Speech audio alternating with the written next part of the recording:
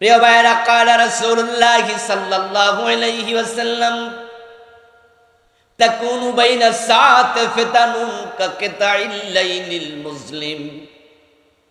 নবীজি বলেন, কিয়ামত যখন আগাবে, কিয়ামতের আগে সূর্য ডুবার পরে চারদিকে যেমন আধারে ঢেকে যায়, অন্ধকার নেমে আসে, দুনিয়ার চারদিক থেকে কুফরির ফিতনা বের হবে। উদাহরণটা কি চমৎকার! সূর্য ডুবে গেলে পৃথিবী কি আর আলোকিত থাকে? চারদিক থেকে অন্ধকার। নবীজি বলেন যে এরকম অন্ধকারের মতো পৃথিবীর চারদিক থেকে কুফরির ফিতনা আসবে।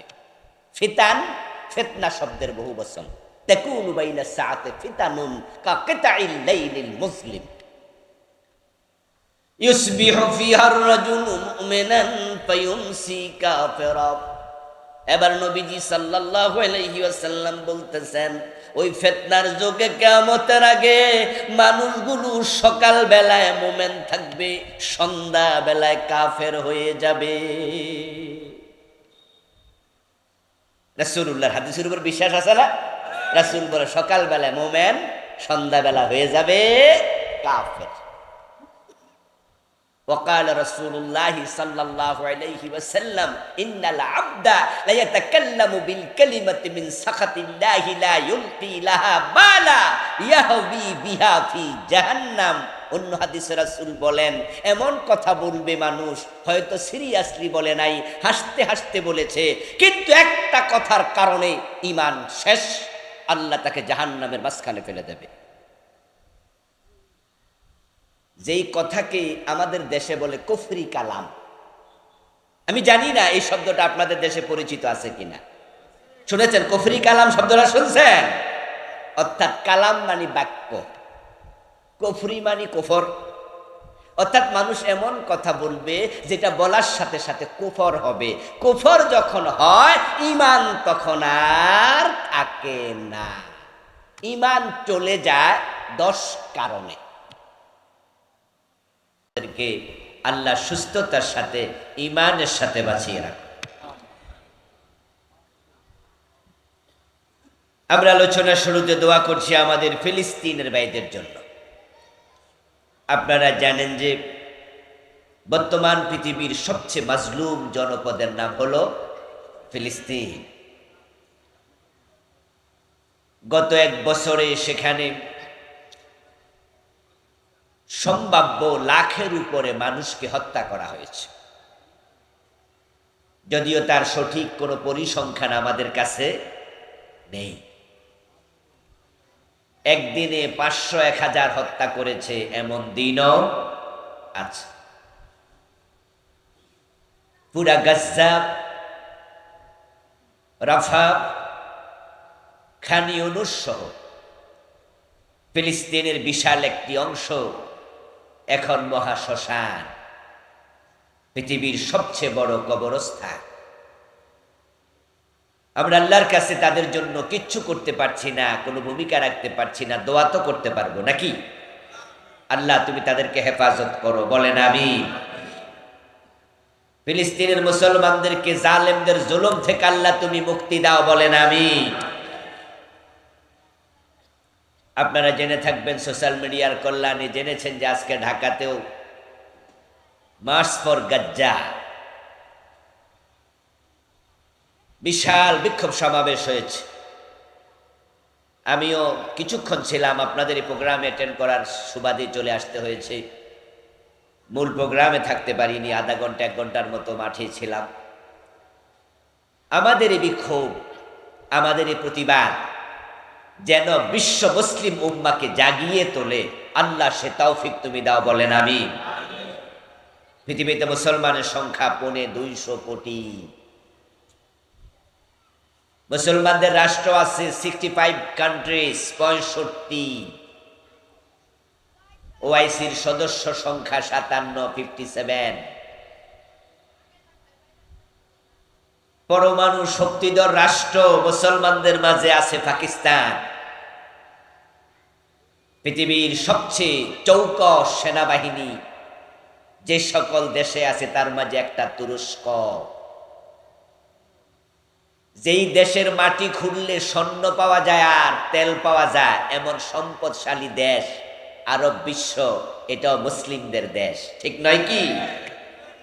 টাকাওয়ালা দেশ আছে, অস্ত্রওয়ালা দেশ আছে, সেনাবাহিনীওয়ালা দেশ আছে, 250 কোটি মুসলমান আছে। এরপরও ফিলিস্তিনের তারা মাইর খায়, কারণ তাদের পক্ষে মুসলিমরা যথাযথ ভূমিকা পালন করে নাই। এজন্য কি আল্লাহর কাছে জবাব দেয়া লাগবে না? মুসলমানদেরকে জেগে উঠতেই হবে। প্রিয় ভাইয়ের, আল্লাহর সাহায্য যদি এসে যায়, আমরা আশাবাদী অচিরে মুসলমানরা জেগে উঠবে, ফিলিস্তিন ইনশাআল্লাহ মুক্ত হবে, মসজিদে আকসা আবার মুসলমানদের হাতে ফিরে আসবে, ইসরায়েলের সন্ত্রাসীরা নাস্তানাবুদ হবে ইনশাআল্লাহ।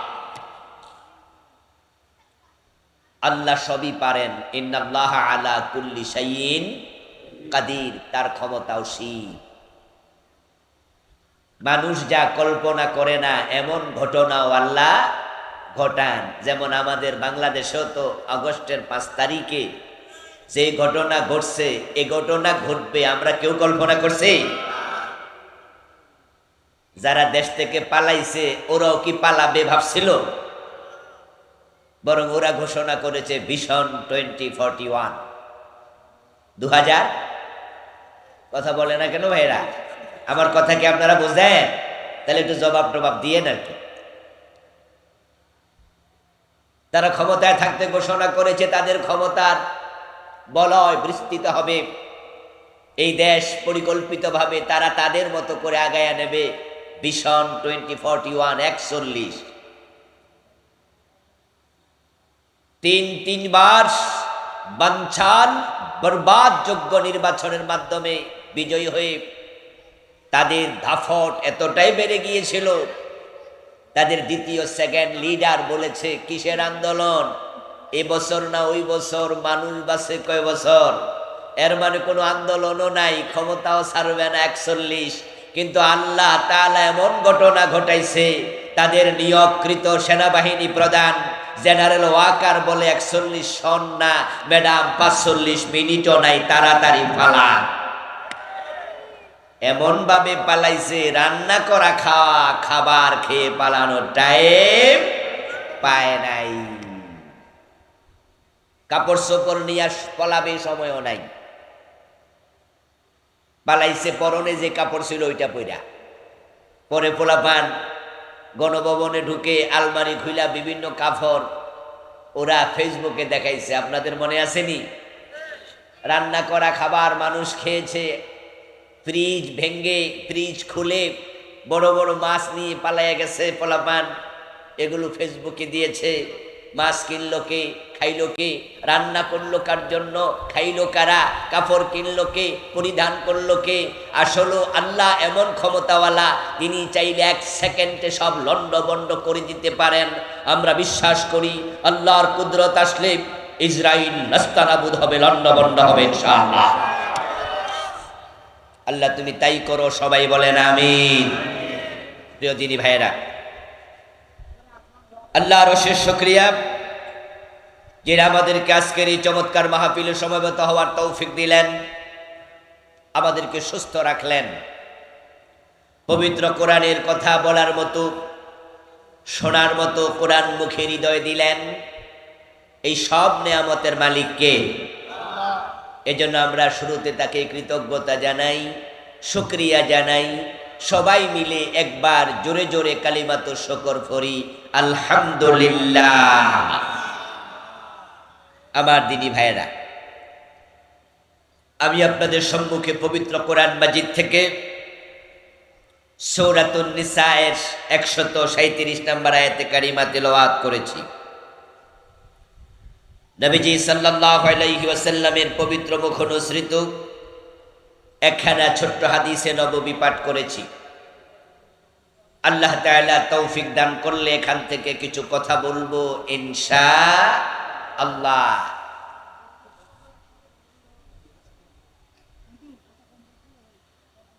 আল্লাহ তাআলা বলছেন ইন্নাল্লাযীনা আমানু সুম্মা কাফারু, নিশ্চয় যারা ঈমান এনেছে অতঃপর কুফরি করেছে। সুম্মা আমানু সুম্মা কাফারু, তারপর আবার ঈমান আনছে এবং পরে আবার কাফের হয়ে গেছে। সুম্মাজদাদু কুফরা, এবার কাফের হওয়ার পরে কুফরিতে সীমা লঙ্ঘন করলো, আর ঈমান আনে নাই, এভাবে মরে গেল। ঈমান ছিল কিন্তু এখন আর ঈমানটা নাই, ঈমান আনার পরে কাফের হয়ে মরে গেল। লাম ইয়াকুনিল্লাহু লিয়াগফিরা লাহুম, যারা ঈমান হারায়া মরে আল্লাহর ঘোষণা আল্লাহ তাদেরকে ক্ষমা করবেন না। ঈমান ছিল ঈমান নাই, এ অবস্থায় যদি কেউ মারা যায় তার কপালে জান্নাত নাই, ক্ষমা নাই। কি মেসেজ আল্লাহ দিতে চান এখানে? এই আয়াত তো গতকালকে, গত মাসে, গত বছর নাজিল হয়নি, নাজিল হয়েছে আজ থেকে প্রায় 1450 বছর আগে রাসূলুল্লাহর উপরে, সাহাবাদের জমানায়। ঈমান এনেছে, তারপর কাফের হয়েছে, তারপর এভাবে মরে গেছে, তাদের ক্ষমা নাই। তাহলে বোঝা গেল এমন লোক রাসূলের জামানাতেও ছিল। আপনাদের কাছে আমার জিজ্ঞাসা, ঈমান আনার পর যদি মানুষ কাফের হয়, এমন ঘটনা রাসূলের জামানায় ঘটতে পারে, আজকের যুগে এ জাতীয় ঘটনা ঘটার সম্ভাবনা আছে না নাই? আল্লাহ না করুক আজকের মাহফিলে আমরা যারা আছি, আমাদের কারো ব্যাপারে যদি সেটা প্রযোজ্য হয় তাহলে উপায় নাই। নবী এবং রাসূল ব্যতীত কারো ঈমানের গ্যারান্টি নাই। খুব ভালো করে শুনে, নবীর সাহাবাদের ঈমানের পর্যন্ত নিশ্চয়তা নাই, কারণ সাহাবাদের মাঝেও এমন লোক ছিল রাসূলের হাতে কালেমা পড়ার পরে আবার মুরতাদ হয়ে গেছে। কোন নবী কখনো মুরতাদ হবে না, নবী কাফের হবে না, এজন্য নবীদেরকে বলে মাসুম। এই শব্দটা কি আপনারা শুনেছেন? আল্লাহর নবীগণ মাসুম? হ্যাঁ না, কিছু তো কয় না দেখি রে ভাই। শুনেছেন? নবী ছাড়া কেউ মাসুম আছে? ইয়েস, নবী ব্যতীত কেউ মাসুম না। সবারই গুনাহ হতে পারে, ঈমান চলে যেতেও পারে, আপনি এবং আমিও তা থেকে মুক্ত না। নবীজি সাল্লাল্লাহু আলাইহি ওয়াসাল্লামের যুগে একজন ব্যক্তির নাম ছিল ইবনু খাতাল, খা তোয়া লাম, খাতাল। সে রাসূলুল্লাহর হাতে হাত রেখে কালেমা পড়েছিল এবং সে মদিনায় হিজরত করেও এসেছিল, কিন্তু কিছুদিন মদিনায় থেকে কয়েকদিন পরে পালায়া মক্কায় চলে গেছে, ঈমান হারা হয়ে মুরতাদ। ওই ইবনু খাতাল মক্কার বাজারে বাজারে রাসূলুল্লাহ সাল্লাল্লাহু আলাইহি ওয়াসাল্লামের নামে উচ্চারটনা করে, কবিতা লিখে লিখে আবৃত্তি করে বেড়াতো। সে রাসূলের বদনাম করে বেড়াতো। অথচ কিছুদিন আগে সে কি ছিল? কথা বলেন না কেন? কিছুদিন আগে কি ছিল? আর এখন সে রাসূলের বদনাম করে, কবিতা লিখে রাসূলের বিরুদ্ধে। এই অবস্থা মক্কা বিজয় হয়ে গেল। রাসূলুল্লাহ সাল্লাল্লাহু আলাইহি ওয়াসাল্লাম মক্কা বিজয়ের দিন তিনি ঘোষণা করলেন, লা তাসরিবা আলাইকুমুল ইয়াউম ওয়া আনতুমুত তুলাকাব। ও মক্কার কাফেরেরা, তোমাদের কোনো প্রতিশোধ আমি নেব না, সবাইকে ক্ষমা করে দিলাম, তবে ইল্লা ফুলানান ওয়া ফুলানান ওয়া ফুলানা, কয়েকটা নাম উচ্চারণ করে রাসূল বলেন অমক অমক অমকের ক্ষমা নাই। হাইসু ওয়াজাদতুমুহুম ফাকতুলুহুম, তাদেরকে তোমরা যেখানে পাও সেখানেই হত্যা করো। কয়েকজনকে রাসূল ক্ষমা করেন নাই, তাদের মাঝে ইবনু খাতালও ছিল, কারণ সে কুফরিতে সীমা লঙ্ঘন করেছে। ইবনু খাতাল যখন এই ঘোষণা শুনল যে প্রিয় নবীজি সাল্লাল্লাহু আলাইহি সাল্লাম অনেক কাফেরকে ক্ষমা করেছে, কিন্তু আমার তো ক্ষমা নাই, তাই সে ঘর থেকে বেরিয়ে এক দৌড়ে সে কাবার অঙ্গনে চলে গেল। কারণ সে জানতো পবিত্র কোরআন মাজিদে আছে কাবার সীমানাতে মারামারি করার অনুমতি নাই। কোরআনে আছে ওয়ান দাখালাহু কানা আমিনা, যে হারামে প্রবেশ করবে সে নিরাপদ। এই কথা সে জানতো, তাই সে মনে মনে ভাবে আমাকে যেখানে পাও সেখানে হত্যা করা হবে, এই হুকুম দেয়া হলো, তাহলে আমি কাবা শরীফে চলে যাই, দেখি মারো কেমনে, আর মারলে তো আল্লাহর কথাও মান্য হবে। এজন্য সে দৌড় মাইরা কাবা শরীফের গিলাফের সাথে বুক লাগাইয়া গিলাফ জড়াইয়া ধরে বসে আছে। সাহাবায়ে কেরাম রাদিয়াল্লাহু তাআলা আনহু মক্কা বিজয়ের পরে যখন কাবার অঙ্গনে গেলেন, কাবার ভিতরে ৩৬০টা মূর্তি ছিল, কাবার বাহিরে মূর্তি ছিল, কাবাটা কাফেরদের দখলে ছিল, কিন্তু মক্কা বিজয়ের পরে এটা কি কাফেরদের দখলে আছে? নাই। মক্কার কাফেররা আল্লাহর ঘর কাবা, এটা ইব্রাহিম আলাইহিস সালামের তৈরি করা ঘর, ওইটাকে জবরদখল করে মনে যেমনে চায় এমনে ব্যবহার করছে। তাওহীদের ঘরকে তারা শিরকের ঘরে পরিণত করছে। ঠিক গত 15 বছর বাংলাদেশটাকে তারা দখল কইরা যা মনে চা তা করছে, ঠিক না? আবু জেহেলদের সাথে ভালো মিল ছিল গত 15 বছর। এদেশে কত সম্মানী মানুষকে অপমান করছে, কত নিরপরাধ মানুষকে ফাঁসিতে ঝুলাইছে, বিনা দোষে মামলা দিয়া জেল খাটাইছে। এ জুলুম কি যশোরের ইয়া হয় নাই, যে করগাছাতে হয় নাই, আপনাদের পাশের জেলা সাতক্ষীরাতে কত বাড়ি ঘর পর্যন্ত মানুষের বুলডোজার দিয়ে ভেঙে ফেলেছে। কিন্তু আল্লাহ শুকরিয়া, আগস্ট বিপ্লবের পর এমন বিজয় হয়েছে, যারা জালেম ছিল এখন তারাই পরিচয় দেওয়ার সাহস করে না, সব পালাই গেছে। ইবনে খাতাল কাবার গিলাফ ধরে বসে আছে। সাহাবারা রাসূলুল্লাহ সাল্লাল্লাহু আলাইহি ওয়াসাল্লামের কাছে রিপোর্ট করলেন, ইয়া রাসূলুল্লাহ, আপনি তো বলেছেন যেখানে পাও তাদেরকে সেখানে হত্যা করো, কিন্তু আল্লাহ তো কোরআনে বলছে এই জায়গাটা নিরাপদ। এখন সে তো কাবার গিলাফ ধরে বসে আছে, কি করব? নবীজি তখন বলেন, আজকের একদিনের জন্য আল্লাহ তাআলা কাবার অঙ্গনে হত্যা করার অনুমতি দিছে। আল্লাহর কাবা আজকে কোনো জালেমকে আশ্রয় দেবে না। আল্লাহ আমাকে আজকে দিনের জন্য অনুমতি দিছে, সেখানে হত্যা করো। কিয়ামত পর্যন্ত এটা হারাম, পবিত্র, যুদ্ধ বিগ্রহ নিষেধ, কিন্তু আজকে জায়েজ হত্যা। ইবনু খাতালকে সেখানে হত্যা করা। আমার প্রিয় ভাইয়েরা, রাসূলের হাতে হাত রেখে কালেমা পড়ার পরে যদি ঈমান হারানোর সম্ভাবনা থাকে, তাহলে ঈমান নিয়ে আমাদেরও একটু টেনশন করা দরকার আছে না নাই?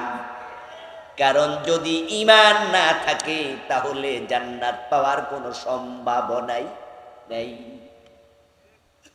আল্লাহর জান্নাত পাওয়ার জন্য প্রথম শর্তই হলো ঈমান, দ্বিতীয় শর্ত হলো নেক আমল। ঈমান যদি না থাকে তাহলে আপনি নবীর বাবাও যদি হন, আপনাকে আল্লাহ জান্নাত দেবেন না। যেমন আজরকে আল্লাহ জান্নাত দেবে না, অথচ ইব্রাহিম আলাইহিস সালামের বাবা। ঈমান যদি না থাকে আপনি নবীর ছেলে হলেও জান্নাত পাবেন না।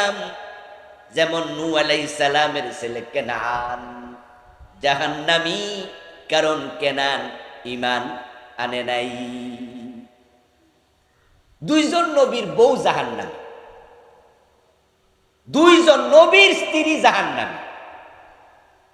যে দুইজন মহিলা নবীকে রান্না করে খাওয়াইছে, নবীর বাচ্চা পেটে ধারণ করেছে, এক কম্বলের নিচে ঘুমাইছে, স্বামী স্ত্রীর কি মিল, কি মহব্বত, কি ভালোবাসা, অথচ দুইজন নবীর বউ জাহান্নামী, হযরত নূহ এবং হযরত লূত আলাইহিমুস সালাম। কারণ তারা দুজনে ঈমান আনে নাই। লূত এবং নূহ আলাইহিমাস সালামের স্ত্রী ছিল কাফের। কাফের যদি হয় জান্নাত নাই। এখন আমরা সবাই জান্নাতে যেতে চাই, এই জান্নাতে যাওয়ার জন্যই তো এই মাটির মাঝে এসে মাহফিলে বসে আছেন, ঠিক না? কি যাওয়ার সময় কি খেচুড়ি দেবে, বিরিয়ানি দেবে নাকি? আর যদি দেয় ওইটার জন্য আমরা আসি না, দিলে হাদিয়া, না দিলে মনে কোনো কষ্ট থাকে না, ঠিক কি না? আমরা এসেছি আল্লাহর জান্নাতের পথ কেমনে পাওয়া যায় শোনার জন্য, বুঝার জন্য। ঈমান যদি না থাকে কপালে জান্নাত নাই। এখন যে আয়াত আমি পড়ছি সে আয়াতে আল্লাহ তাআলা বলে ঈমান ছিল ঈমান নাই, ঈমান ছিল ঈমান নাই, এমন ঘটনা ঘটবে। তাহলে আমাদের ঈমান আছে না গেছে গা, একটু আলোচনা করে, একটু পর্যালোচনা করে, হিসাব নিকাশ করে একটু দেখা দরকার আছে না নাই? 1 লক্ষ টাকা পকেটে নিয়ে 1 লাখ টাকার একটা ভান্ডিল 1000 টাকার নোটের আপনি পকেটে নিছেন, তারপরে আপনি এখান থেকে যশোর,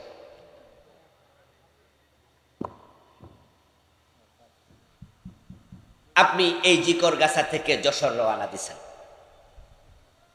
যেই কোনো একটা জরুরি কাজে 1 লাখ টাকা নিয়ে রওনা দিছেন।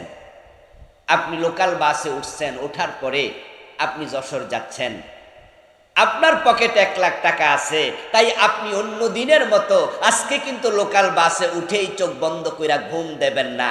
আজকে আপনি সজাগ থাকবেন এবং যেই পকেটে টাকাটা রাখছেন ওই পকেটের উপরে হাতটা দিয়া রাখবেন, মাঝে মাঝে চাপ দিয়াও দেখবেন যে কোনো পকেট মার নিল কিনা। যেদিন আপনার পকেটে কোনো টাকা পয়সা নাই, আছে 20, 30, 50 টাকা, ওদিন আপনি ঘুমাবেন নাক ডেকে, অসুবিধা নাই। সেদিন পুরা গাড়িতে পকেট মার 20 জন থাকলে আপনার টেনশন নাই, কিন্তু পকেটে যখন টাকা আছে আপনার সজাগ থাকা উচিত, না হয় কিন্তু টাকা হারিয়ে যাবে। যাদের ঈমান নাই তাদের টেনশন নাই, আমরা যারা ঈমানদার, শয়তান ঈমান চুরি করার সম্ভাবনা আছে না না? সাবধান থাকবেন, নচেত যেই কোনো দিন ঈমান চলে যেতে পারে। প্রিয় ভাইরা, ক্বালা রাসূলুল্লাহ সাল্লাল্লাহু আলাইহি ওয়াসাল্লাম তাকুনু বাইনা সাআতি ফিতানুন কাকিতাইল লাইলিল মুসলিম। নবীজি বলেন কিয়ামত যখন আগাবে, কিয়ামতের আগে সূর্য ডুবার পরে চারদিকে যেমন আধারে ঢেকে যায়, অন্ধকার নেমে আসে, দুনিয়ার চারদিক থেকে কুফরির ফিতনা বের হবে। উদাহরণটা কি চমৎকার! সূর্য ডুবে গেলে পৃথিবী কি আর আলোকিত থাকে? চারদিক থেকে অন্ধকার। নবীজি বলেন যে এরকম অন্ধকারের মতো পৃথিবীর চারদিক থেকে কুফরির ফিতনা আসবে। ফিতান, ফিতনা শব্দের বহু বচন। তাকুনু বাইনা সাআতি ফিতানুন কাকিতাইল লাইলিল মুসলিম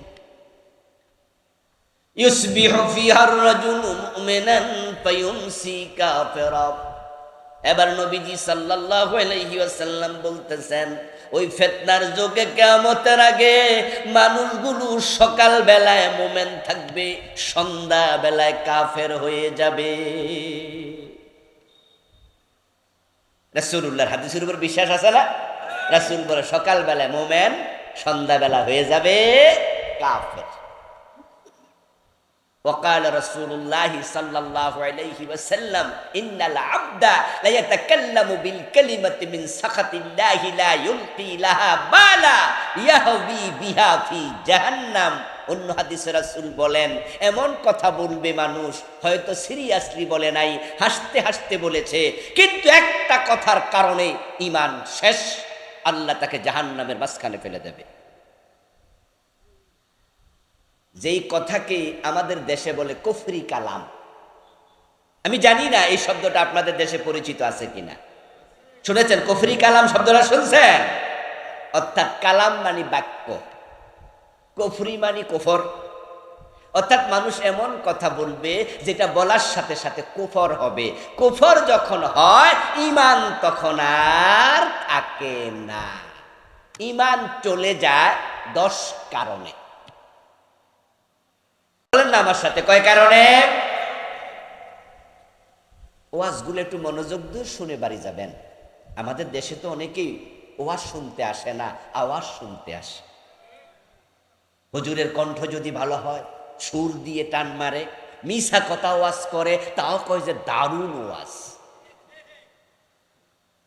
আবার কিস্সা কইতে কইতে হাসায়, তারপরে কাঁদায়, এরকম করে করে 1-1.5-2 ঘন্টা চলে যায়। আর যাওয়ার সময় দাদা নাতি গল্প করে, নাতি জিজ্ঞাসা করে, দাদা আজকের ওয়াজটা কেমন লাগছে? দাদা উত্তর দেয়, দারুণ ওয়াজ। হুজুরে কি ওয়াজ করছে মনে আসেনি? দাদা কয়, হেডা তো মনে নেই। ওয়াজ যা শুনেছে মাঠে রেখে চলে গেছে। এই জাতীয় ওয়াজ আমি করতে অভ্যস্ত নই। দূরত্বের কারণে কম আসি আপনাদের দেশে, মাঝে মাঝে আসি, খুবই কম। আলহামদুলিল্লাহ আমার মাহফিলের শ্রোতাও ভিন্ন। কিস্সা শুনতে, কাহিনী শুনতে, সুর শুনতে আসে না। যারা আসে কোরআন হাদিস শুনতে আসে, কারণ হেদায়াতের কিতাব আল্লাহর কোরআন, ঠিক না? 10 মিনিট শুনবেন, আসল কথা শোনেন।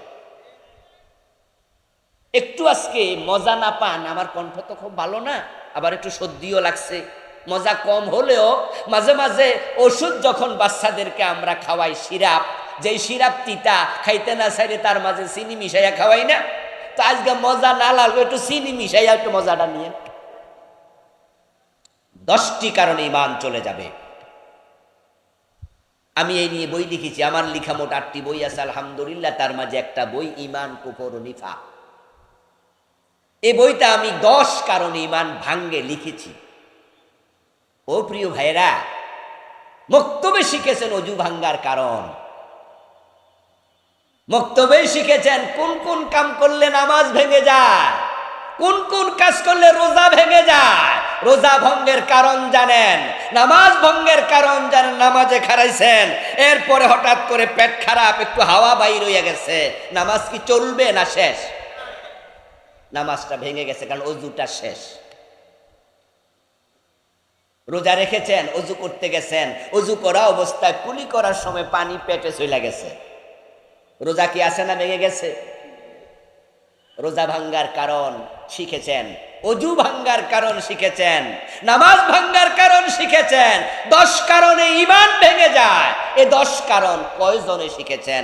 100 জন মুসলমানের 90 জনই জানেন।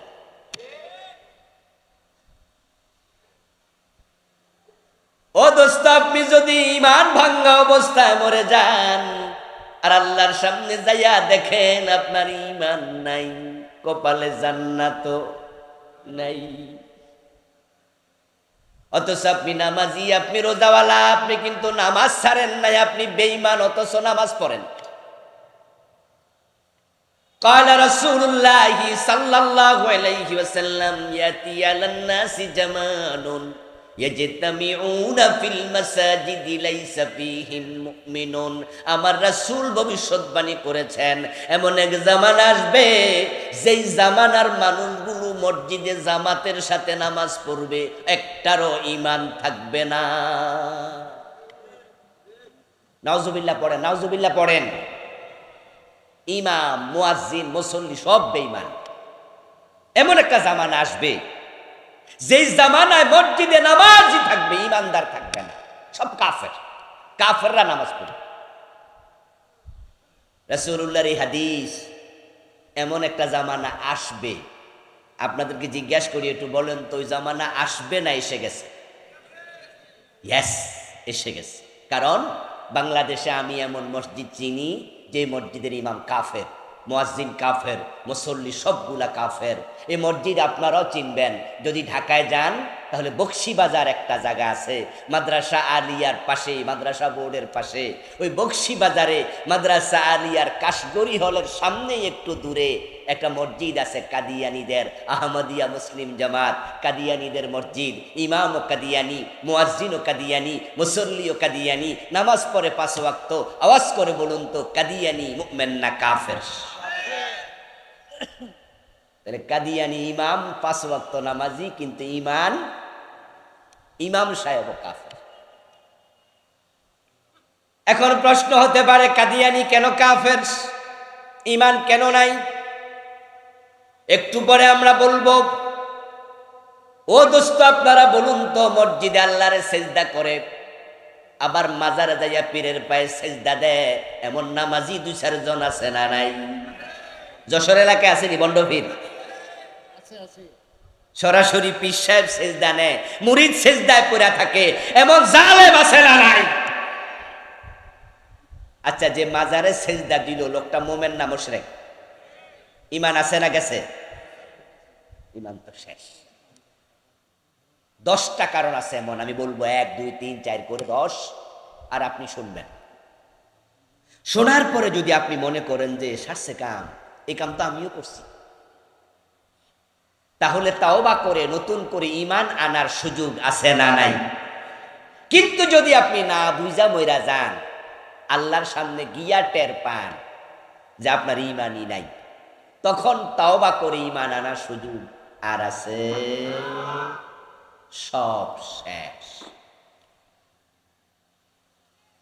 আমার প্রিয় ভাইরা, মানুষ সকালবেলা মোমেন থাকবে, সন্ধ্যা বেলায় কাফের হয়ে যাবে। কিয়ামতের আগে এত ফিতনা আসবে।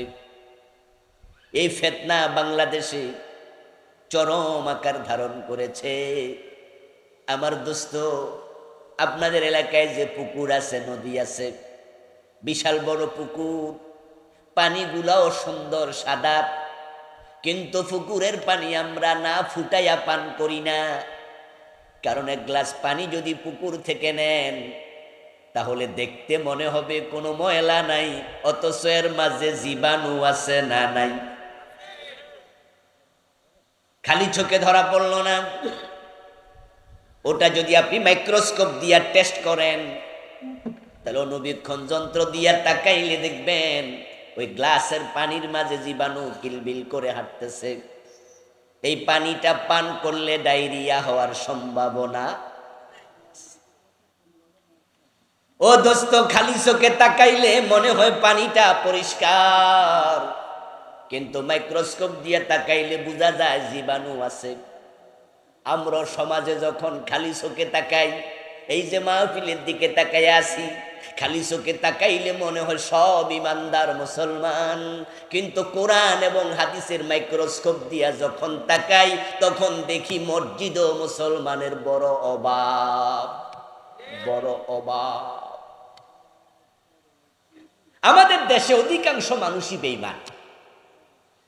এমনি কয় আর কি 92% মুসলমান, এটা হলো ভোটার লিস্টে।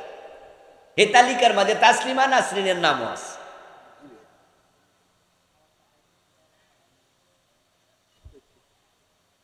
বিরানব্বই % মুসলমান। কয় কিরে? রাসূলুল্লাহ বলছে, কিয়ামত যখন ঘনাবে তখন কুফরি বাড়বে, মানুষ কাফের হইতে হইতে হইতে হইতে একটা দিন আসবে যখন আসমানের নিচে জমিনের উপরে ঈমানওয়ালা একজনও আর থাকবে না। সেদিন আকাশ জমিনও আর থাকবে না। কিয়ামত আগাবে, মোমেন কমবে, কমতে কমতে একজনও থাকবে না। আর আমি কি দেখি? আমি দেখি 71-এ যখন দেশ স্বাধীন হলো, তখন এই দেশে মুসলমান ছিল 7 কোটি, আর এখন 2025 মুসলমান হয়ে গেছে 18 কোটি। তো মুসলমান কি কমছে না বাড়ছে? আগে আসিল বাংলাদেশে 90% মুসলমান, এখন নাকি 92% মুসলমান বাড়তেছে। আচ্ছা, আগামী 10 বছর পরে মানুষ কি 18 কোটি থাকবে না আরো বাড়বে? তাহলে যেমনে মুসলমান বাড়তেছে, কিয়ামত হইব কেমনে? একজন থাকলেও তো কিয়ামত হইব না। তাহলে কিয়ামত নিয়ে আপাতত টেনশন না করলেও, আসলে বন্ধু তা নয়। আমাদের দেশের মুসলমানগুলো ভোটার লিস্টিতে আছে, ওই যে কাজীর গরুর মতো কেতাবে আছে, গোয়ালে নাই। কিতাবে আছে, লিখায় আছে 50টা গরু, কিন্তু গোয়ালে যায়া ঘরে যায়া দেখে 10টা, বাকি 40টা কই? কই নাই তো, বইতে আছে, কই লিখছি। ঠিক আমাদের দেশও 92% মুসলমান ভোটার লিস্টে আছে। বাস্তব মুসলমান যদি 51% থাকতো, কত আগেই দেশে কোরআনের আইন চালু হয়ে যেত। কত আগে কোরআনের আইন চালু হয়ে যেত। 54টা বছর বাংলাদেশ চলছে কোরআনের আইনে না ব্রিটিশ আইনে? যারা জানেন তারা জবাব দেন। 54 বছর বাংলাদেশ চলছে আল্লাহর কোরআন দিয়ে না ব্রিটিশ আইন দিয়া? তো ব্রিটিশ আইন মানলে তুমি আল্লাহর গোলাম হইলা কেমনে? আমার রাসূল যখন মদিনার প্রেসিডেন্ট ছিলেন 10 বছর, তখন তিনি মদিনা নামক ইসলামী রাষ্ট্রটা চালাইছে নিজের মন মতো না কোরআন মতো? তা আপনি না রাসূলের উম্মত, আপনি না মুমিন, আপনার দেশ কেন চলবে ব্রিটিশ আইনে? কোরআনে আছে চোর ধরে হাত কাটো, আপনার সংবিধান বলে চোর ধরে জেলে দাও। কোরআনে আছে মদ, হাদিসে আছে মদ পান করলে 80 বেত লাগাও। আপনার সংবিধান বলে মদ পান করলে অসুবিধা নাই, সরকার যদি অনুমতি দেয়, যেমন শেরাটন সোনারগাঁ হোটেলে মদের বার আছে না নাই? শেরাটন আর সোনারগাঁতে 2 কাপ মদ খাইলে কোনো বিচারও নাই, পুলিশে ধরতেও যায় না। রাসূল বলেছে মদ পান করলে 80 বেত দিতে হবে, আর আমার দেশে আইন করলো মদ পান করলে জেলে দাও। আল্লাহ আইন দেয় একটা, ব্রিটিশ দেয় আরেকটা। এখন মুসলমান কি আল্লাহরটা মানবে না ব্রিটিশেরটা মানবে? অথচ আমরা কারটা মানতেছি। এরপর আমরা বলি আমরা মুমিন। মনে মনে কি ভাবেন, হুজুর আমরা আবার কাফের হব কেমনে, ঈমান যাবে কেমনে? আমরা তো কোরআন মানি, কোরআন পড়ি, জিকির করি দিন 100 বার লা ইলাহা ইল্লাল্লাহ। ও দোস্ত আমার কান খুলে শোনো, পুরা কোরআন স্বীকার করা লাগবে না কাফের হওয়ার জন্য। যে ব্যক্তি পুরা কোরআন মানে না সে তো কাফের বটে। কেউ যদি বলে 15 পারা মানি আর 15 পারা মানি না, সে কি অর্ধেক মুমিন না কাফের? তো যে পুরা মানে না সে কি? যে অর্ধেক মানে না সে কি? না, অর্ধেক কাফের। যদি কেউ বলে 29 পারা মানি 1 পারা মানি না, সে কি? যদি কেউ বলে 113 সূরা মানি 1 সূরা মানি না, কেউ যদি বলে 1 অক্ষর মানি না, সেও কাফের। কাদিয়ানি কাফের হলো তারা 4 অক্ষর মানে না। খা আলিফ তা মিম খাতামান নবিয়্যিন। এ কোরআনের মাঝে আল্লাহ তাআলা বলেছেন নবী মুহাম্মদ শেষ নবী, উনার পরে আর কোন নবী।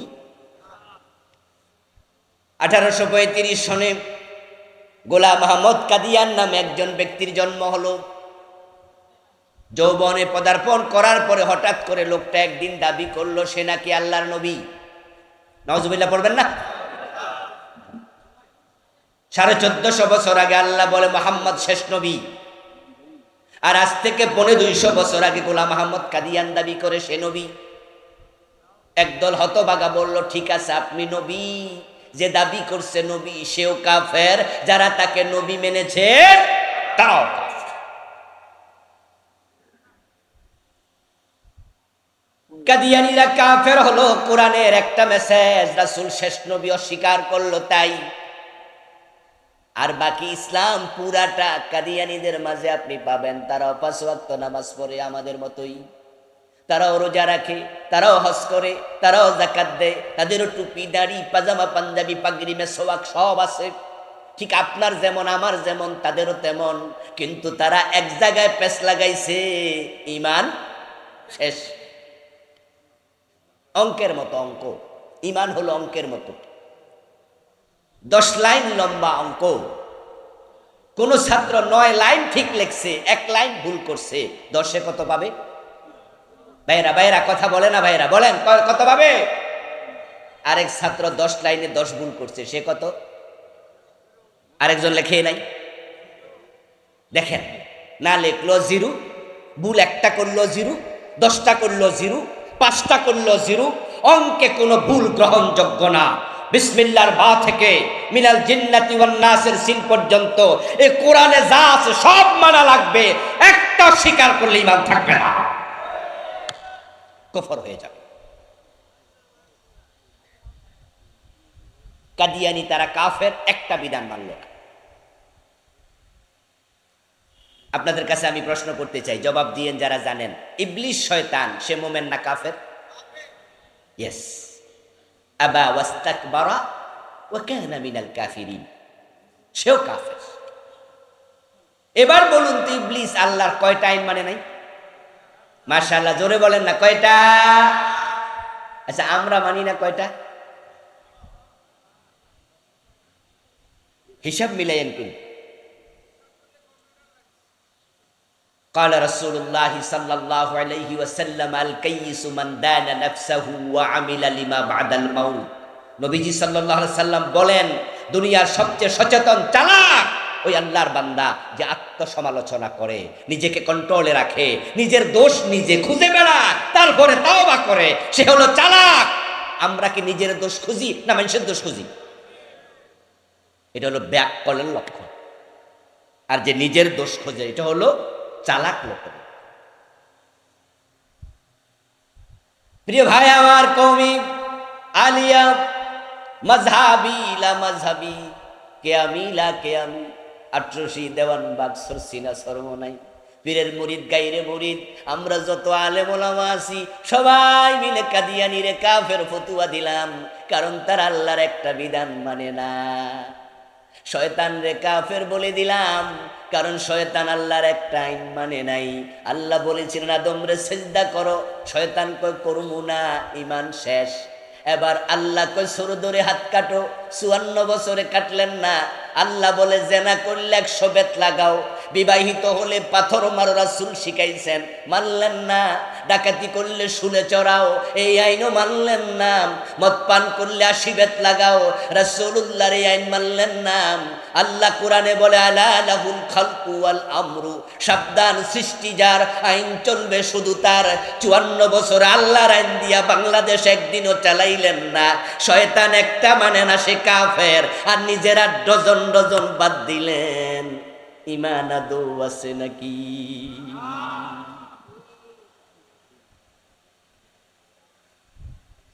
আদৌ ঈমান আছে কি? কি করবেন? প্রত্যেক এক হুজুর ধরে আনছে, এই হুজুর যে আমরা বেঈমান বানাই দিয়ে যেতে গেছে বাড়ি। কত হুজুর আছে সুবহানাল্লাহর ওয়াজ করবো আর নিজের বেহেশতি ভাবতে ভাবতে বাড়ি চলে যাবেন। ৫ ওয়াক্ত নামাজ পড়বেন, রমজানে রোজা রাখবেন, জিকির করবেন, জান্নাতে ঢুকে যাবেন। এবার মানুষ এই ওয়াজ শুনা নামাজও পড়ে সুদও খায়, নামাজ পড়ে সুদে টাকা লাগায়, এমন নামাজি ২-৪ জন আছে না নাই? হে বুঝছে নামাজ নাকি জান্নাতের চাবি, এজন্য হে চাবি কামাই করতেছে।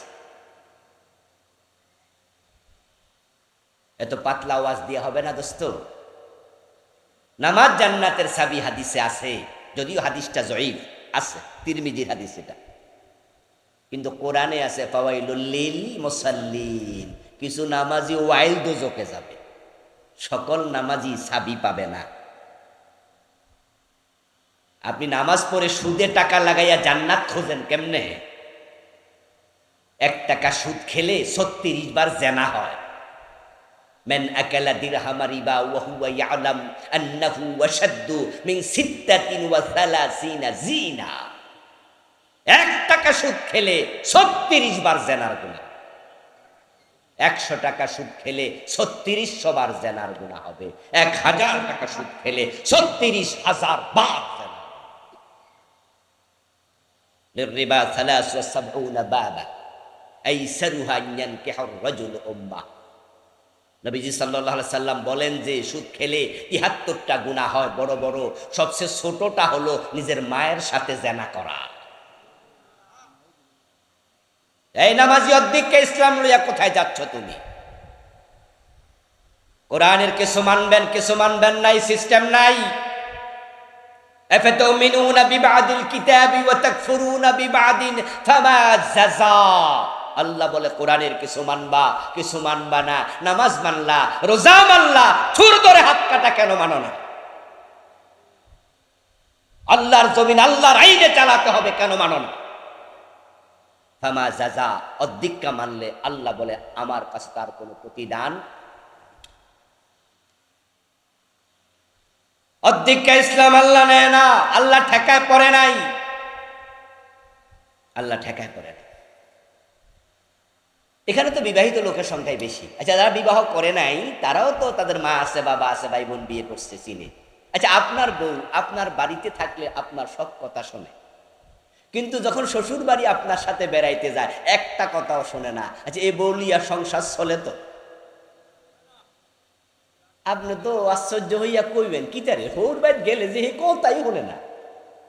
তা আপনি নিশ্চয়ই হেরে জিগাই বেড়া, তোমারে কি এই বাড়ি তাইলে ভূতে ধরে? কইবেন না? কইবেন না যে আমাদের বাড়ি থাকলে যে যা কই তা শোনো, কিন্তু এই বাড়ির বেড়াইতে আইলে কোনো কথাই শোনো না। আমি দেখাই এদিকে, তুমি যাও এদিকে। এই বাড়ির কি ভূতে ধরে তোমারে? হইছেটা কি তোমার? আপনি তাকে নিশ্চয়ই প্রশ্ন করবেন, কেন করো? মসজিদে যখন যাও আল্লাহ ছাড়া কারো আইন মানো না, আদালতে যখন যাও আল্লাহর আইন একটা রায়ও দেও না।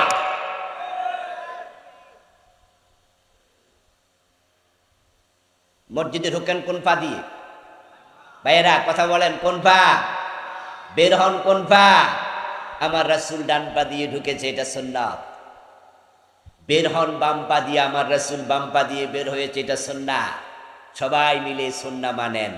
নবী যখন 10 বছর মদিনা চালাইছে তখন কোরআন দিয়ে চালাইছে, তো এমপি হইলে ভুলে যাও কেন? তখন আবার ব্রিটিশ আইন মজা লাগে কেন? আমার প্রিয় ভাইয়েরা, কুফরি মানে হলো এই কোরআনে যা আছে তার সাথে এক জায়গায় দ্বিমত করা কুফর। পুরাটা করলে তো কুফর বটেই। এটা বড় বেলুনের মতো। কোনো বেলুনে যদি আপনি ঢুকান গ্যাস, 5 মিনিট 10 মিনিট লাগাইয়া হাওয়া ঢুকালেন, গ্যাস ঢুকালেন, ওই বেলুনটা 10টা ছিদ্র করলে যে কথা, একটা করলে সেই কথা। ইমান যদি রাখতে চান কোরআন পুরা মানতে হবে। জীবনের বটম থেকে টপ, পাকঘর থেকে সংসদ ভবন, সব জায়গায় কোরআন সুন্নাহ মানা লাগবে। অর্ধেকটা মানলে ইমান থাকবে না। বাংলাদেশে চলমান 56টা কুফর লিখেছি আমি এই বই, 56টা কুফর। তার মাঝে একটা জঘন্য কুফর সমাজে এখন ক্যান্সারের জীবাণুর মতো ঢুকেছে, এটার নাম হচ্ছে সেকুলারিজম, ধর্ম নিরপেক্ষতা। এই শব্দ শুনছেন নি? শুনছেন? বাংলাদেশে ইসলামী দলগুলা ছাড়া যত দল আছে সবগুলো সেকুলারিস্ট। সব মানুষগুলো ওই দলের সেকুলারিস্ট, সবগুলো ধর্ম নিরপেক্ষ। ইসলামী দলের বাহিরে যত দল আছে সবাই ধর্ম নিরপেক্ষ।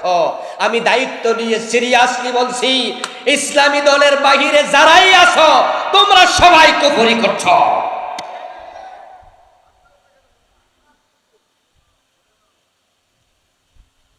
আমি আমার এই বইতে সেকুলারিজমের সংজ্ঞা লিখেছি। সেকুলারিজম কি? দি believe religion should not be involved with any social, ordinary social and political activities in a country. Cambridge ডিকশনারির বরাত দিয়ে আমার বইতে আমি সেকুলারিজমের সংজ্ঞা যে লিখলাম, নিরপেক্ষতা হচ্ছে ওই বিশ্বাস, বিশ্বাস, বিশ্বাস কর্ম নয়, বিশ্বাসের নাম ঈমান। ধর্ম নিরপেক্ষতা হলো ওই বিশ্বাস যে সমাজে, রাষ্ট্রে, রাজনীতিতে ধর্ম কোনো প্রভাব ফেলবে না। ধর্ম দিয়ে সমাজ চলুক, রাজনীতি চলুক, এটা দরকারই নাই। অথচ আমরা সবাই জানি ইসলাম হলো পূর্ণাঙ্গ জীবন বিধান। উদখুলু ফিস-সিলমে কাফা। আপনি থাকবেন যেখানে, ইসলাম থাকবে সেখানে। সেকুলারিজম কুফরি মতবাদ, ফিরে না আসবা জাহান্নামে।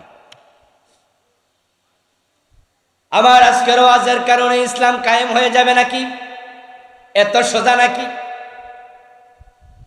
কেউ কেউ বলে হুজুর এই ওয়াজ না কইরা নামাজের ওয়াজ করেন, পর্দার ওয়াজ করেন, জিকিরের ওয়াজ করেন, কামে লাগবো।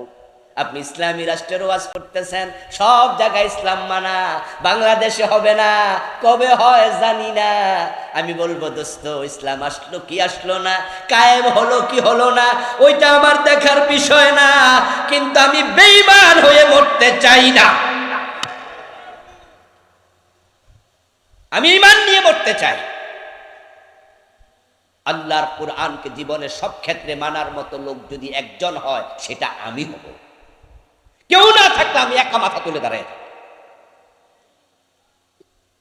এবার বলুন তো, 56টা কুফর যে আছে, আমি তো একটা বললাম সেকুলারিজম, তাহলে আরো হইল 55টা। জানা দরকার নাই তো, না জানলে বাঁচবেন কেমনে? 10টার মাঝে এটা একটা কুফর। দ্বিতীয়টার নাম হলো শিরিক। বাংলাদেশে শিরিক আসেনি? ওরে বাবা, যে এলাকায় মাজার আছে, ভণ্ড পীরের মাজার, ওই এলাকার শিরকের বাজার মিলে যায়। আমাদের নেতারা নির্বাচন আসলে মুশরিক হয় নতুন করে কিছু। যখনই মাইকটা হাতে পায় তখনই মানুষকে পাম দেয়, তেল দেয়, ভোটের জন্য বলে আপনারাই তো সব, জনগণ সকল ক্ষমতার উৎস। সাথে সাথে ঈমান। এই কথাটা আমাদের সংবিধানের অংশ। ডক্টর কামাল যখন সংবিধান লেখে, তখন সে ল অফ সভরেন্টি, সার্বভৌমত্বের আইন লিখতে গিয়া তখন লিখেছে তারা মিলে, এই দেশের ক্ষমতা জনগণের হাতে, জনগণ সার্বভৌমত্বের মালিক। অথচ আল্লাহর কোরআনে বলেছে সার্বভৌমত্বের মালিক হলেন আল্লাহ, সকল ক্ষমতার মালিক আল্লাহ।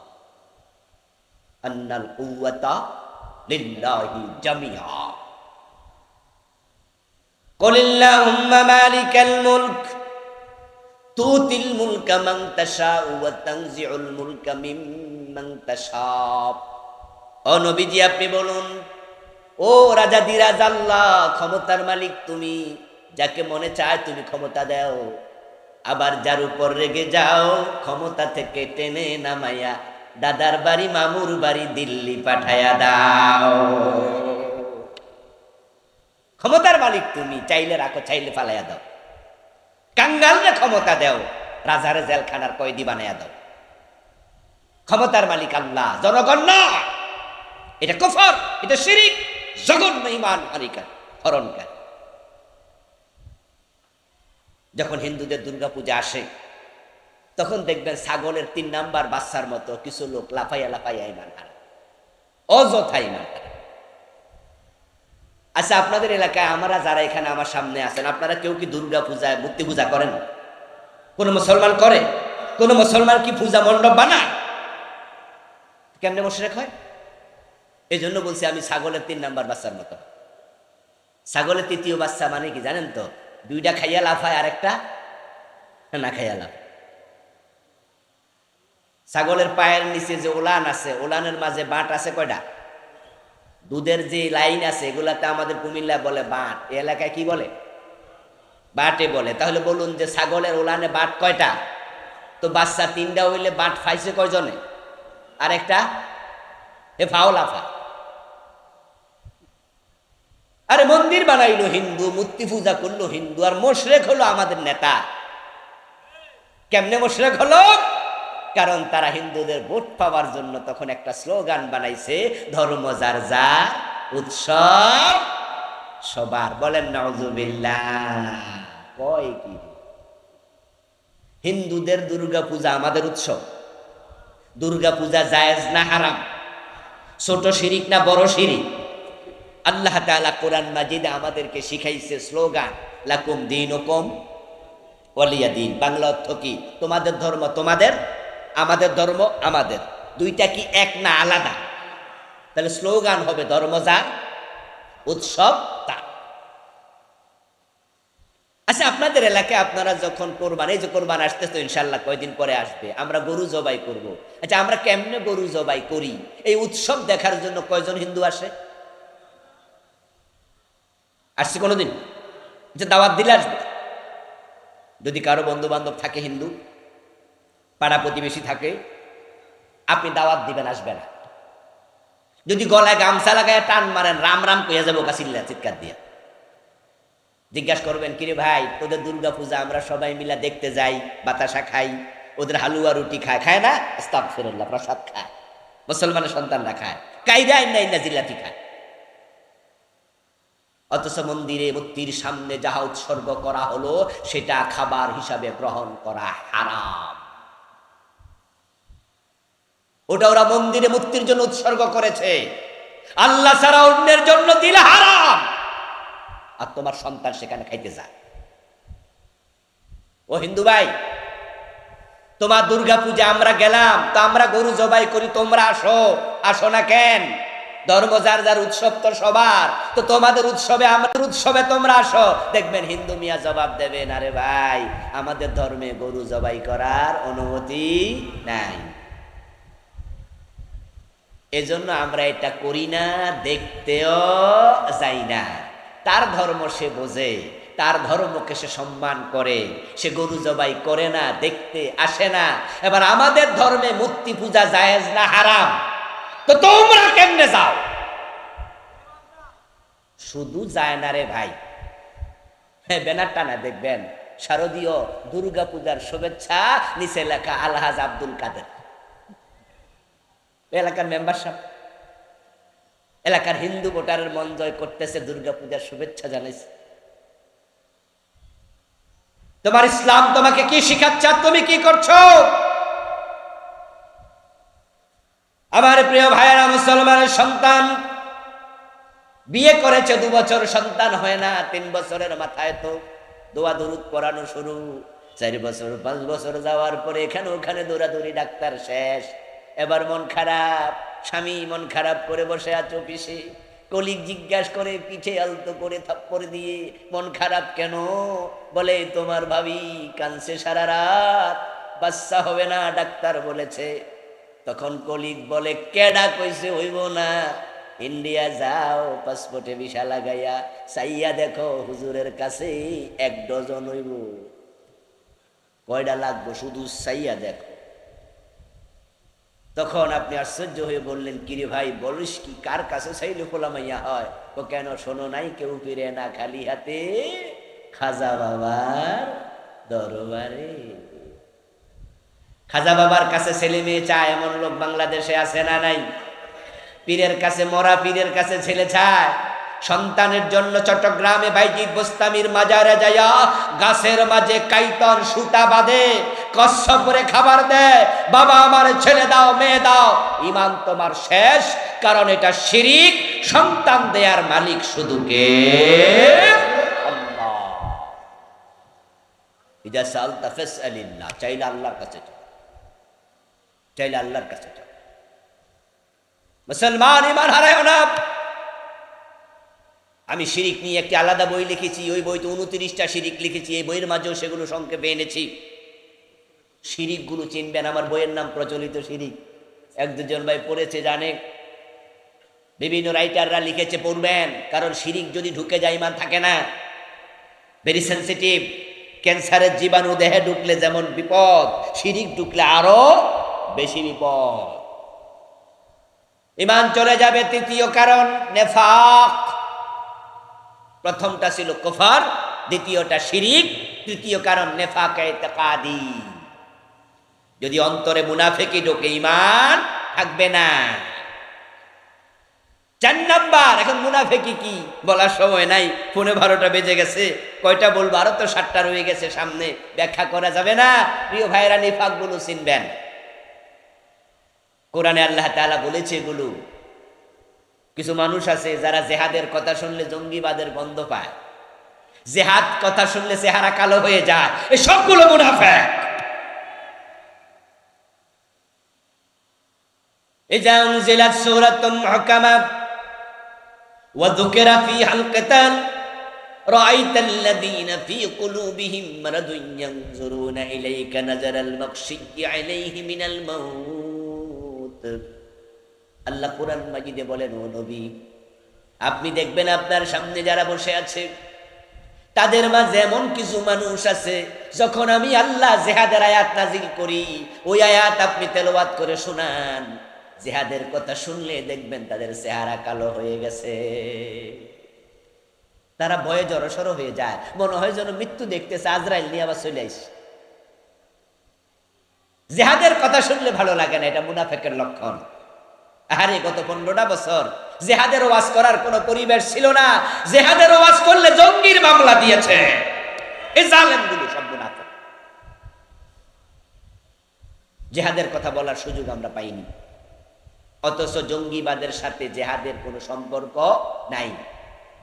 জঙ্গিবাদ হারাম, জেহাদ করা ফরজ। আমার রাসূলকে জেহাদ করেন নাই? 27টি যুদ্ধ উনি নিজে কি ছিলেন? সেনাপতি। 27 যুদ্ধে প্রতিটা সাহাবী ছিল মুজাহিদ। আরে আজকে ভাইয়েরা জিহাদ আমরা ভুলে গেছি, তাই ফিলিস্তিনে মাইর খাচ্ছে। যদি আমরা জিহাদ জানতাম, একসময় মুসলমানের এক হাতে ছিল তলোয়ার আর এক হাতে ছিল কোরআন। তারা কোরআনের বাহিরে চলে নাই, চলতে কারোরা দেয় নাই। অন্যায় দেখেছে যেখানে, তলোয়ার দিয়ে প্রতিরোধ করেছে সেখানে। যদি আমরা অন্যায়ের বিরুদ্ধে দাঁড়াতে জানতাম, ফিলিস্তিনে বোমা বিস্ফোরণের সাহস ইসরায়েল দেখাতো না।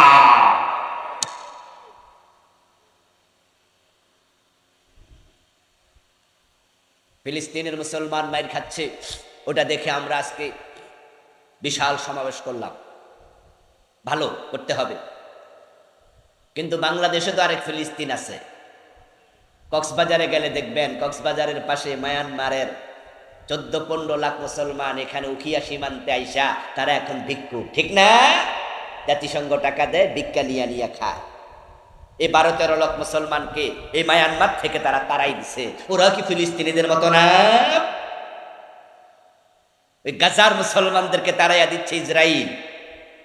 মায়ানমারের মুসলমানকে তাড়িয়ে দিয়েছে সে মায়ানমারের জালেম জান্তা সরকার। আমরা জিহাদের ওয়াজ করতে আগে কুণ্ঠিত হয়েছি, করা যায়নি। জঙ্গি বলেছে, আমরা ঘোষণা দিতে চাই মুসলমানের হাতে আবার জিহাদের তলোয়ার নিতে হবে। অন্যায় করব না, অন্যায় সহ্য করব না।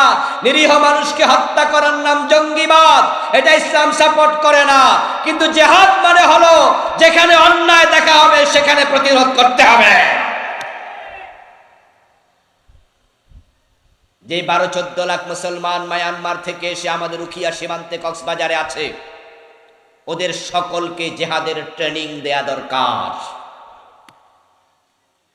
ওদের মাঝ থেকে যারা যুবক আছে সকলকে তলোয়ারের প্রশিক্ষণ দরকার, যুদ্ধের ট্রেনিং দেয়া দরকার। সেনাবাহিনীর মাধ্যমে আমাদের প্রশিক্ষিত সেনাবাহিনী যেমন যুদ্ধের প্রশিক্ষণ নেয়, মায়ানমারের মুসলমান গুলাকে এইভাবে যুদ্ধের ট্রেনিং দিয়া তাদের দেশে অস্ত্র হাতে দিয়া ঢুকাইয়া দেওয়া দরকার, যে তোমরা নিজ দেশে ফিরে যাও, ভিক্ষুকের মতো থেকো না। এ দুনিয়া কি জানেন? দুনিয়া হচ্ছে শক্তের ভক্ত নরমের জম। শক্তের ভক্ত নরমের জম। 12-14 লাখ রোহিঙ্গা, তার মাঝে 6 লাখ আছে কমপক্ষে পুরুষ, তার মাঝে 3 থেকে 4 লাখ আছে ইয়াং পোলাপান। প্রত্যেকটাকে সেনাবাহিনীর ট্রেনিং দেওয়া দরকার। ডক্টর ইউনূসের সরকারকে আমি বলবো, বাংলাদেশ গভর্নমেন্টকে বলবো, আর কত বছর খাওয়াবেন ওদেরকে? এই 12-14 লাখ এগুলা তো বাড়তেছে না? বাচ্চা হচ্ছে না? আগামী 5 বছর পরে কত লাখ হয়ে যাবে? হয়তো 20 লাখ। কথা বুঝেন? আগামী 5 বছর পরে সেটা যদি 20 লাখ হয়ে যায়, 10 বছর পরে হয়ে যাবে 30 লাখ। হঠাৎ যদি কোনো কারণে জাতিসংঘ তাদের সাহায্য বন্ধ করে দেয়, এই 30 লাখ লোক তখন খাওয়াবে কে? আমাদের দেশের কি টাকা কি বাইয়া পড়তেছে? এই 40 লাখ লোককে খাওয়াবে। তখন খাবারের অভাব দেখা দিলে পেট কোনো আইন মানে না। ওই 12-14 লাখকে বন্দি করার জন্য, নির্দিষ্ট এরিয়ায় রাখার জন্য কাঁটা তারের বেড়া দিয়েছ। এই বেড়া তারা ভেঙে তখন আমাদের বাংলাদেশে ঢুকবে, চুরি ডাকাতি শুরু করে দেবে, পুরা দেশ অস্থির হয়ে যাবে। জাতিসংঘের মাধ্যমে প্রফেসর ইউনূস প্রস্তাব রেখেছে মায়ানমারে তারা আবার ফিরিয়ে নেবে। ইতোমধ্যে 1,80,000কে ফিরিয়ে নিতে রাজি হয়েছে। আমরা বলবো চাপ প্রয়োগ করো, নিতে রাজি না হলে অস্ত্র দিয়ে ট্রেনিং শিখায়া তাদেরকে পাঠাও, তারা জিহাদ করে নিজ দেহে বেঁচে থাকুক। ইসলামে জিহাদ হচ্ছে অন্যায়ের বিরুদ্ধে কথা বলা। আমার বন্ধু মুনাফিক জিহাদ পছন্দ করে না। মুনাফিক যারা, তাদের আরেকটি বড় আলামত হলো আল্লাহর আইনের কথা বললে আল্লাহর আইন তাদের কাছে পছন্দ হবে না। ইযা কিলা লাহুম তাআলাউ ইলা মা আনজালাল্লাহ ওয়া ইলার রাসূল রাআইতাল মুনাফিকিনা ইয়াসুদ্দুনা আনকা সুদুদা। আমার ভাইয়েরা, মুনাফিকের আলামত কি? কেমনে বুঝবেন কে মুনাফিক? আপনি মুনাফিক কিনা নিজেরে নিজে কেমনে বুঝবেন? শুনেছেন তো তিনটা: মিথ্যা বলবে, ওয়াদা করলে খেলাপ করবে, আমানত রাখলে খেয়ানত করবে। অথচ আমার বইতে আমি মুনাফিকের আলামত লিখছি 28টা, তিনটা শিখছেন, বাকি 25টার কি খবর? আল্লাহর সামনে যাওয়ার পরে, ধরা খাওয়ার পরে আল্লাহরে বলে দেবেন যে আল্লাহ আমি তো জানি না। আর আল্লাহ বলবে ও ব্যস্ত ছিলা তো, জানতে টাইম পাও নাই, বেহেশতে চলে যাও। এত সোজা? জানা, শিখা, এলেম অর্জন করা নফল না ফরজ? শিখতেই হবে। 3 নাম্বার।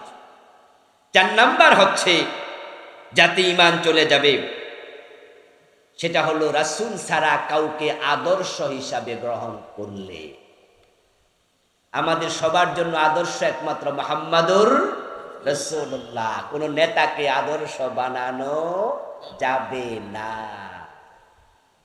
অথচ আমাদের দেশের পোলাপান দেখবেন যে ঘরের মাঝে সুন্দর করে ব্যানার বানায় লেখা রাখে, আমি অমুকের আদর্শের সৈনিক, অমুক আমার আদর্শ, অমুক তমক। নবী মুহাম্মদ ছাড়া অন্য কাউকে আদর্শ মানলে ঈমান থাকবে না। লাকাদ কানা লাকুম ফি রাসূলিল্লাহি উসওয়াতুন হাসানাহ। নবীজির মতো মহান নেতা থাকতে কে নেতা হয়? কে তোমার আদর্শ হয়? সাবধান মুসলমান। 5 নাম্বার, আল্লাহর কাছে যাওয়ার জন্য কোনো মাধ্যম গ্রহণ করলে ঈমান শেষ। বান্দার সাথে আল্লাহ সম্পর্ক হবে ডিরেক্ট, ফাজকুরুনি আযকুরকুম। কিন্তু আমাদের দেশে কিছু পীর আছে, মাঝখানে এসে খাড়ায়া যায়। এজন্য মুরিদেরা সরাসরি আল্লাহর কাছে চায় না, ওরা পীরের কাছে যায়, ফিরে আবার আল্লাহর কাছে চাইয়া দেয়। মক্কার মুশরিকদের চরিত্র ছিল, তারা যখন মূর্তি পূজা করত, আল্লাহ তাআলা তখন রাসূলের কাছে আয়াত নাজিল করেছেন, ও নবী মুহাম্মদ তাদেরকে প্রশ্ন করুন, আকাশ এবং জমিন কে বানাইছে? তোমাদের মূর্তি? তারা বলবে না না, আকাশ জমিন বানাইছে ইয়াকুলুনাল্লাহ, আল্লাহ বানাইছে।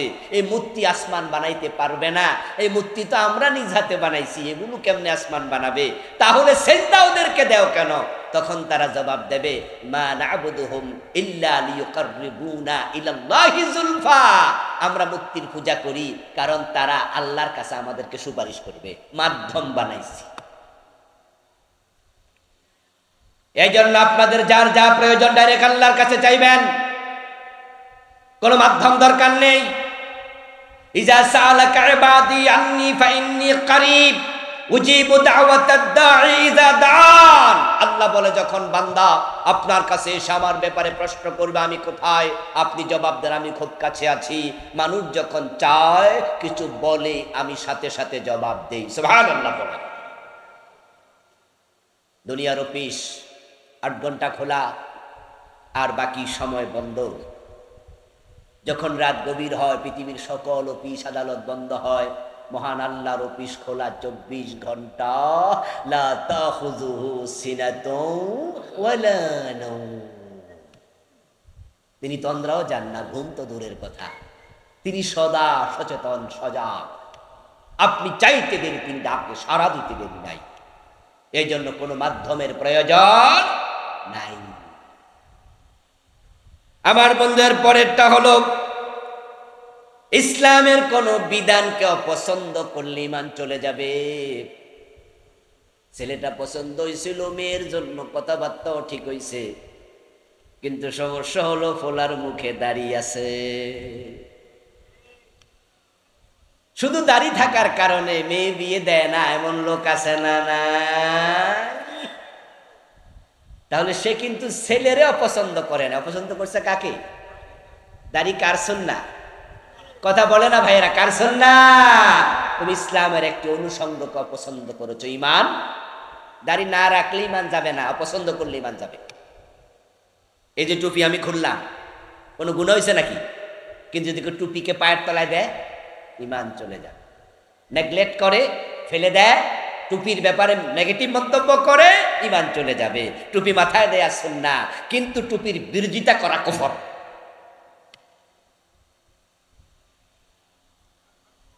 কুফরি চিনতে হবে ভাই, না চিনলে চলবে না। আমাদের দেশে একটা অ্যাডভার্টাইজমেন্ট আছে এইডস রোগের, এইডস। সে অ্যাডভার্টাইজটা হলো বাঁচতে হলে জানতে হবে। একই সিরিজ যেটা আপনাকে ফুস করেছে, এটা যদি যার দেহে এইডস ছিল আগে তাকে ফুস করে, তাহলে আপনার দেহে ওই জীবাণু আসার সম্ভাবনা আছে না নাই? এই জন্য ডাক্তাররা কিন্তু একই সিরিজ দিয়া দুজনকে ইঞ্জেকশন ফুস করে না, এটা নিষেধ। যেই লোকের দেহে এইডস আছে, যেই ব্লেড দিয়া তার মাথা কামাইছে, শেভ করছে, ওই ব্লেডে যদি তার ব্লাড লাগে, রক্ত লাগে, আর আপনাকে ওই ব্লেড দিয়ে আবার মাথা কামায়, আপনার শেভ করে, ওই রক্ত আপনার দেহে ঢোকে, তাহলে এইডস এর জীবাণু চলে যাবে। এগুলো সচেতনতা বলে, বাঁচতে হলে জানতে হবে। এখন ঈমান বাঁচাতে হলে কোন কোন কাজ করলে ঈমান চলে যায় জানা দরকার আছে না নাই? জানার দায়িত্ব আপনাদের, জানার দায়িত্ব আপনাদের। ডাক্তার শুধু বলে দেয় আপনার ডায়াবেটিক আছে, সুগার লেভেল আপনার এত, পরবর্তীতে সকালবেলা হাঁটাহাঁটি করা ডাক্তারের দায়িত্ব নাকি? এখন থেকে আর চিনি খাওয়া যাবে না, এটা কি ডাক্তার মেনটেন করবে?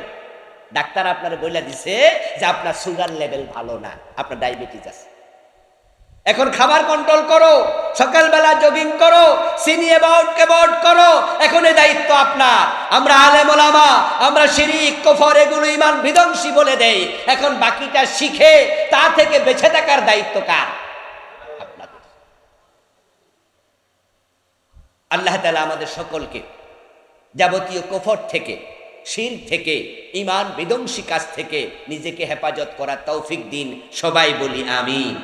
প্রিয় ভাইয়েরা, ওই যে আমার সামনে গাড়িটা আছে, যারা বাংলা পড়তে পারেন, আমার লেখা 8টা বই আছে, কুফর, শিরিক, সালাত, এরপরে আপনার রাসূলুল্লাহর মেরাজ, রাসূলুল্লাহর জীবনী, পরিবার। ড্রাইভার সাহেব থেকে বই সংগ্রহ করবেন, বাসায় বসে বসে পড়বেন, বজিরে শিখাবেন। আল্লাহ তাআলা আজকের এই মাহফিলকে আমাদের সকলের নাজাতের ওসিলা বানায়া দাও। সবাই বলেন আমিন। হাযা মা ইনদি ওয়াল ইলমু ইনদাল্লাহ আলাইহি তাওয়াক্কালতু ওয়া ইলাইহি উনীব।